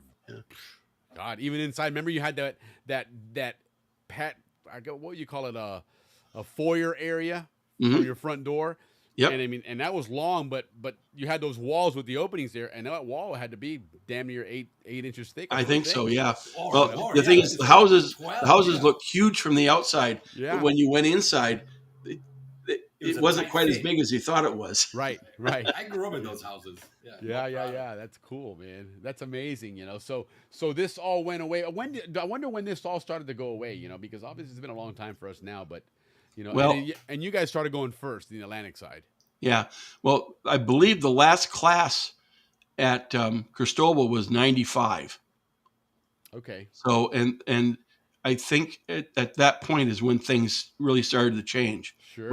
That's when we finally, that's when the base is over there. Because and I could be wrong about this, but I think really the kids that were going to the high school there at that point were pretty much all military.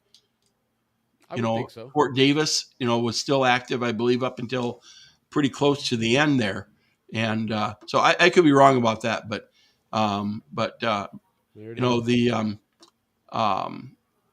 there was a housing area right behind the high school that I believe got torn down also. But quite a few of the teachers lived there up until 95. Right? The principal, Marty Hoffman, lived there up until 1995. He was the last principal at Cristobal High School. Yeah, this was all a field, man. Because remember, the visiting benches were on this side of the field there, and there was nothing but, God, I remember there was sand fleas there. God, when you sat on a bench over there, oh my God, it was awful, man. You went out of there just itching like nobody's business. Man. Do you remember when you got off when you went there, took a bus from the train? Correct. You went down it was called Randolph Avenue, and when you got off Randolph Avenue, you were actually on the taxiway for the old float planes. It was a huge wide road. Yes, that's right. Yes. Okay. Right next to that, right that corner right there, was a huge test building. What that building was that's where they tested engines during when it was an active base. They would test aircraft engines in that building. That building looks like it's gone too. That's another building. I wonder how in the world they tore that thing down. I don't know how much dynamite they needed for it. I mean, it was a massive structure. Yeah, that's interesting. How about like the bases? We know what Fort Sherman is. Like, where is Fort Gulick? Mm-hmm. Well, because we know Fort Sherman's up there in the top left. Right. Okay. So you got to get down where Margarita is there. So go down a little. You go in a little bit, a little more. Okay. So, I lost my reference here. So this is Four Corners right here. Okay. Yeah. So go down. Okay. Okay. Now we're close. Okay. So, Margarita is on the left-hand side there. Yeah. Okay. The left, right. Okay. Yeah. Right. Go straight down now. Well, down though, not up. Yeah. I think. Right there. That's Margarita. This area right here. So that area should be Margarita, I Balboa believe. Of the Pacific, right? Yeah, because look, it says right here. Look, Parroquia Sagrada Familia de Margarita. Yep, there we go. Yep, and then if you go further down, straight down, okay, you will hit Gulick. So Gulick is right there. That next community, that's kind of right there where your cursor is. That's the Gulick area. Okay, and then this is Espinar. I remember Espinar. I remember that name. Espinar was another base. Yeah. Oh, I'm sorry. You're right. This is Gulick, where you're at right now. Okay, that's Gulick. Okay. I'm sorry. I had the wrong. Yeah. So Margarita is expanded. I forgot about that. That's what that other area is a whole expansion of Margarita. Yeah. Phase 2. Guys, Margarita was like the Balboa of the Atlantic side. Correct. Yeah, and actually, it was the big town. Okay. If it hadn't been, they were back in the late 30s and 40s. They were looking to build additional locks like they've done now. I'm sure they would have been much different, but Margarita was constructed for those construction workers. That's where it started. Up until that time, it was not a city. It was actually it was a pig farm. I mean, that was the only thing that was there was a pig farm. Interesting. And then so they started building there. And then when they abandoned the idea of the locks, Right. They started doing that negotiations I talked about, the Treaty of 1955 Yeah. that kicked us out of New Cristobal. Sure. And when they did that, they realized they had to put all these Americans someplace, and All right. Margarita was it. Everybody moved to Margarita and or Okay. Coca Solo, because we had just acquired Coca Solo by that time also. You know, it's interesting if you look at it now from looking at the map here, right? This is what you could consider then the general Atlantic side area. Yep. Right. And Margarita, the new phase 2, if you want to call it that, was and Gulick was the southern part of the Atlantic side area. Right. But yet the canal itself was even further south. Yeah. Well, Right. Gatun. Yeah. You know, versus in Balboa, where the canal itself was Right there, yeah. it was, although I guess it was bigger area, but it was stretched out a little bit more because it stretched all the way to Gamboa. But it seems like more of the Atlantic side was just north of the canal itself. And now Gatun area itself was then what, this area here? Correct. Yeah. Where the new locks are, Yeah. and those, if you look, those buildings that are in there, Yeah. right between, there are some old houses in there, I understand. Yes. The old movie theater is still there, and the commissary that was there is still there. The building is still here, there. I'm assuming. Yeah, one no, over those here? those buildings with the green roofs to your right. They almost got done in it. No, not go further to your right. Right now, go up here. right there. Those buildings right there along the locks. That's where the theater and the commissary were, and the pool was there too. And it looks like that's gone. Okay, and there's a Gatun gym, it says right here. Mhm. So Yep. so this of course was not here. This is the new lock. Oh no, that was not there at all. That was all the Gatun community right there. They got rid of all that. I was going to say, because this is an awfully tiny community here, but the bulk of it was right here then. Oh yeah, a lot of it was right there. Yep. Okay. Yep. Wow. And I tell you, if you zoom in a little bit further in between the locks, okay, zoom in. Okay, a little bit more. Okay, now go down just a little bit. Right, stop right there.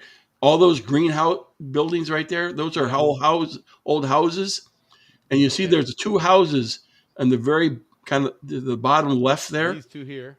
Those were coveted houses.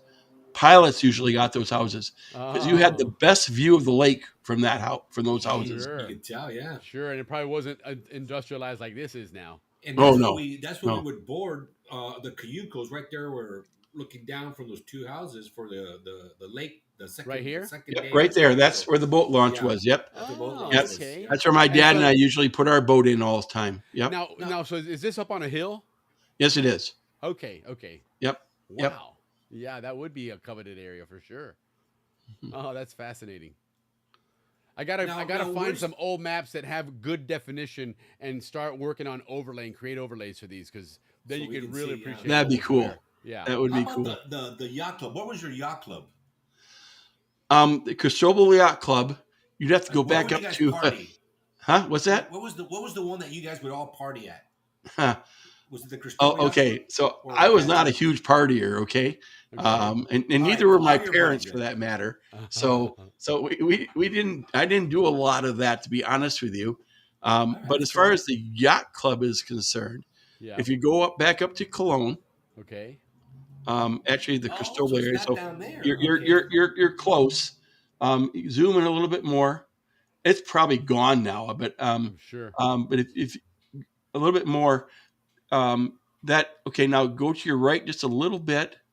You see those tanks there? Go to your right. Okay.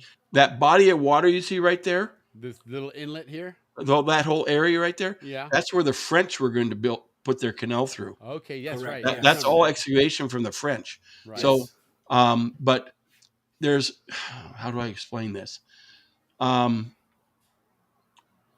where you were there, right there looks like a little bit of an inlet, kind of like a, I don't know, like a little arrow with water right there on the bottom.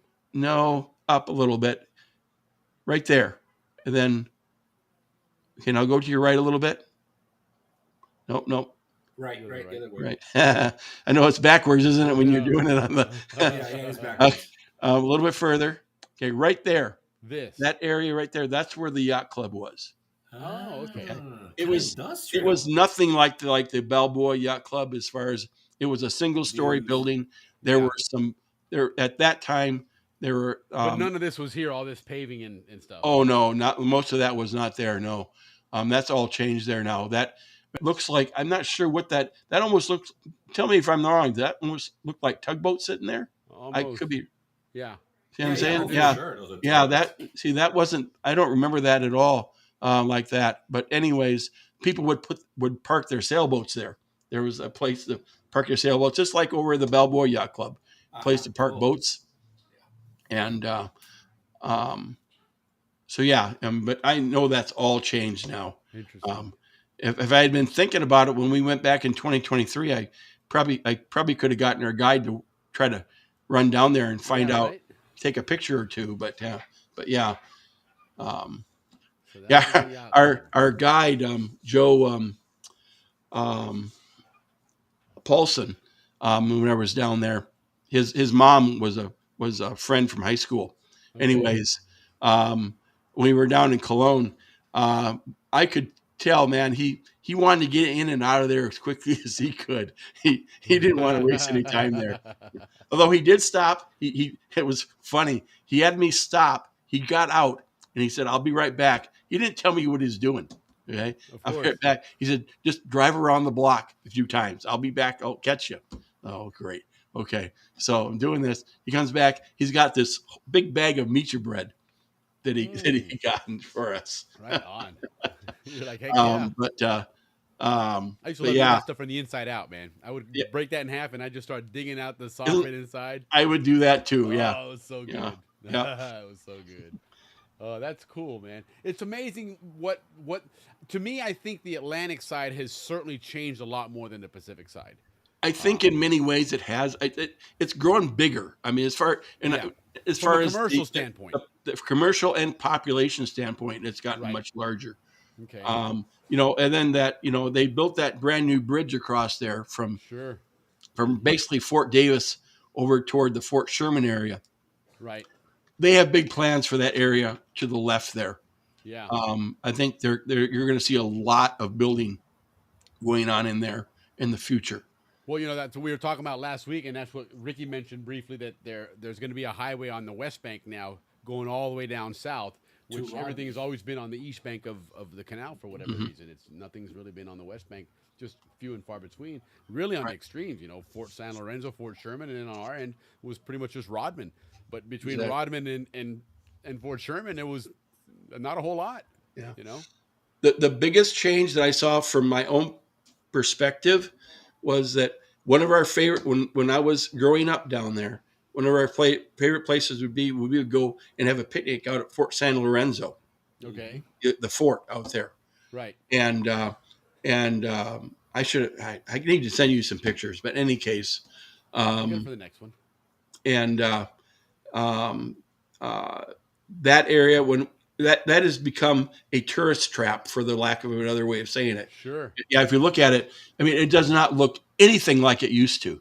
Right. I mean, it used to be overgrown, and they were tunnels that if you didn't bring a flashlight, you were crazy to try to even go into them. And of course, they've kind of sealed some of those off.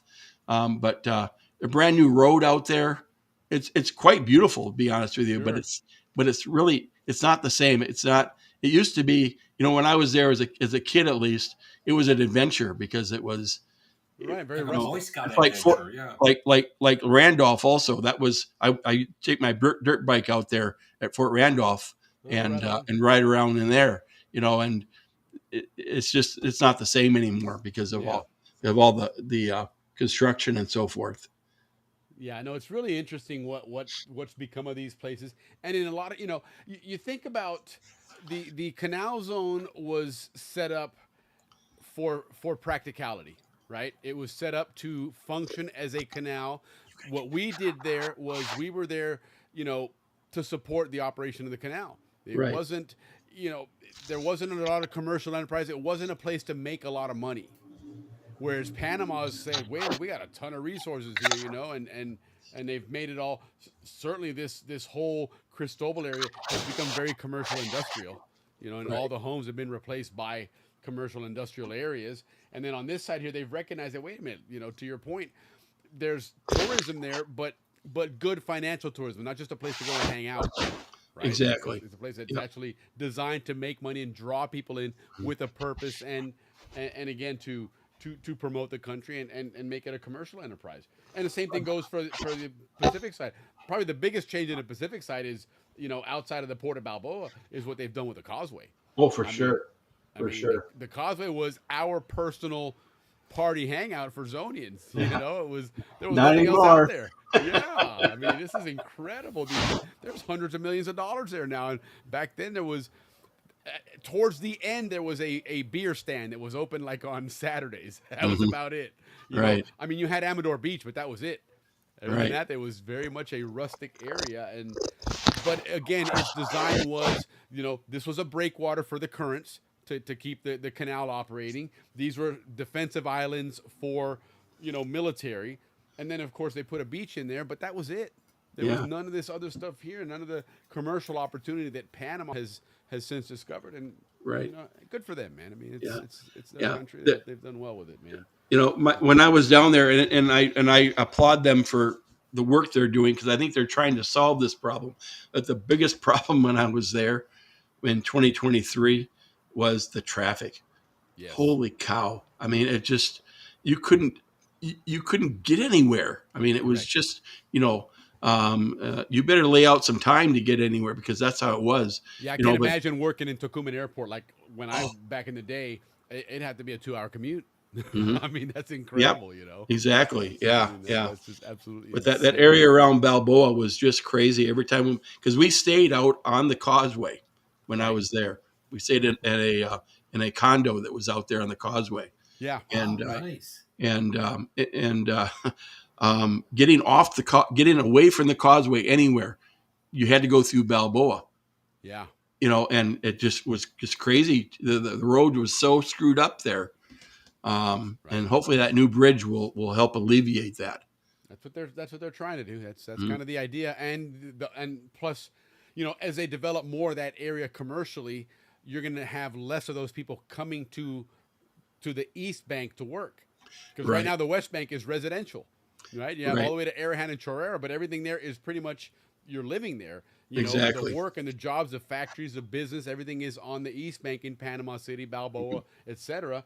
You know, you start building that side up, and pretty soon people don't have to drive across to work; they'll stay over there. Right. You know, but well, that's really cool, man. Listen, Vern, this was awesome. I'm glad you came on again. Thank you so much. It was kind of, we threw it in the last second, but it did give us some ideas of again, where things are going to, and again, open up our eyes as to how much of that Atlantic side is changing. Introducing the rest of us Zonians to the Atlantic side, because truly we are lost. We have no idea. Maybe I'm saying we, as probably too many of us, but a lot of us have no idea where towns are or any of this stuff. That's why we ask you these basic questions, because we're truly interested, and I'm sure our viewers would love to know more about it's cool. Atlantic It's cool side. to have the Atlantic side, you know. I wish we would get a few more like Atlantic siders on here, just so that. Well, and next one we'll promote it ahead of time and get on the Atlantic side pages and actually start asking them questions, and you know, as they start engaging through the chats, they're more likely to tune in and carry the conversation onto the show as well. So, but and you're free to invite whoever you want to invite on to come on with you. And I have invited a few. We'll see what happens. Awesome. You guys can. So you guys can banter about the Atlantic side and you know, really inform us of what you guys want to teach us about the Atlantic side. Yeah. No, absolutely. You know, Will, one thing, and you let me know when you think you might want to do this, and I will do my best to get this gentleman to come on. But Ed Tanner, his father worked on the Sturgis, which was which was the nuclear powered ship that was in there, the power plant that was there. Absolutely. And I bet you could have a whole show with him. Yes. That would be fantastic. You would have really good information. That. Yeah, my dad was telling me one story that the Canal Zone police had to train on that ship because of the massive security needs that they had on there Sure. because That of makes the sense. nuclear, plant and everything. Right. But yeah, I want to have that story because that's a really cool story. It's a really interesting part that none of us really knew that we had a nuclear plant sitting right in the middle of the canal, right next to us that whole time, man. That whole, I mean, like from the 60s, right? Like when they first got Well, there. 60s and 70s. Yeah, it was gone in 74, 78, I think. But yeah, somewhere in there. Yeah. yeah, But late 70s, it was gone. But what's crazy, for me to think about at least, is that like I told you, we would put our boat in there at Gatun, right? To go fishing or water skiing and so forth. We would go right over there. Not only the nuclear power plant, but the dam. We would go within 100 feet of both of them, and nobody said anything. The dam. I'm glad you just remind me of something. Before we jump off, let's do this real quick. And have you ever seen the spillway? The spillway. Have you ever seen the spillway open up? Oh yes. That apparently they opened it up today. Today. Oh really? Okay. First day in a couple of years, actually. Okay. So give me describe your experience of seeing the spillway open, because it's my understanding that it's quite impressive. Well, it's loud. I mean, that's the thing is that you get out there. I mean, back before my time, they used to, there's a bridge that goes across there at the bottom. So there you got the spillway, and then there's I don't know what you call it, a channel made out of concrete that goes down to the Chagres River. Okay. And I don't remember how many feet it would have been. Maybe 500, 600 feet away from the face of the dam was a bridge that went across, and that would get you over the Tarpon Club and other areas on the other side. And according to what I was told, at least, is that you could go and you could actually stand on the bridge when they released that water, and the water would be gurning right underneath you. And they said that you could feel that bridge move from that water. Now, when I was there, they always blocked that off. Right. You couldn't do that anymore. Well, here's one, and I believe that David Cohen is the one that filmed this today. Yeah. It's impressive. Yeah, check this out. Here we go. Right, that's 13 gates open. Gate number 10, no, gate number 11, 12. Yeah. Seems to be stuck. That bridge they're showing right now is the 11. bridge they're talking about. 12. And so now seems to be Gatun Lake stuck. obviously is on the other side of this, and this is a big channel. That this isn't the original Chagres Today River, is right? what? It's a little bit to the right of that. The 12th of November. I don't know, to be honest. 2025. Yeah, 2025. Up on here, but yeah, really Check that impressive. out, This man. whole thing. I mean, look, that's a lot of water going through there. And where that car, where you saw that car, that guy was taking the picture, that's the new bridge. The old bridge, I don't know if they considered it unsafe now or what the deal is, but probably. But that old bridge is the one I'm talking about. They used to stand out there and watch that. That's interesting. That's really fascinating. So, well, listen, again, thank you so much for taking the time to do this. I know it was last minute we threw it together, but you've been a champ. You've been great about this. Enjoy the fish tank. I do want to talk to you about, we're going to do a tropical fish show. That would be kind of a cool show. That'd be to have. fun. That'd be fun. That would be a lot of fun. I have a lot of stories about my collecting fish. So yeah. Oh, very good. And I'm telling you, my dad would love to hear those because that's something that he did. Him and my brother and I did quite a bit of that. So that's going to be a lot of fun. But anyway, Vern, thank you again so much. If I don't chat with you between now and then, have a happy Thanksgiving. Thank and we will talk to you soon, and we'll see you in the chat at some point. Thank you, Vern. You too, guys. So much, man. Ricky, thank you. Take care, man. We'll see you. Yeah. Good night. Good night. All right. That was cool, man. That was a lot of fun. I love this. He's got a lot of great insight, and he's very natural on the camera too. He's very comfortable on it, It's cool. And he's good for the Atlantic side. He knows how to, what we're looking for.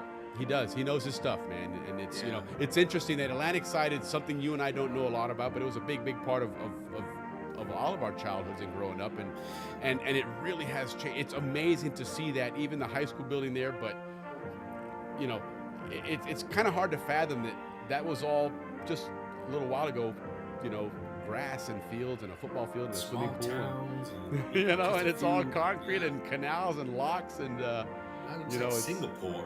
yeah, You know, yeah, let's so- enjoy our background, our El Prado, our Yeah, Sosa Hill, absolutely, our bridge. absolutely. This is my favorite part, man. No, I it love is, this man. part, It's man. really cool. It's a lot of fun to watch this, and you know, it's a nice little intro or an exit video. Exit, you know, yeah. don't forget, guys. Next week, week 3, we're gonna have our Canal Zone dictionary. You know, HB2 will be joining us. We're gonna have some fun there. He's gonna try and challenge Ricky and I to see if we can understand some of that cool Canal Zone lingo from that Canal Zone dictionary from Carl Berg. So, but anyhow, guys, thanks again. Enjoy your weekend. Ricky, have a great weekend and get us out of here, There's man. my Chiva. Guys, when you see the Chiva, it's my turn. Hey, thanks, guys. Thank you like always. We love you very much. Do this for you. We'll see you next week. Salud, everybody. Have a great weekend, guys.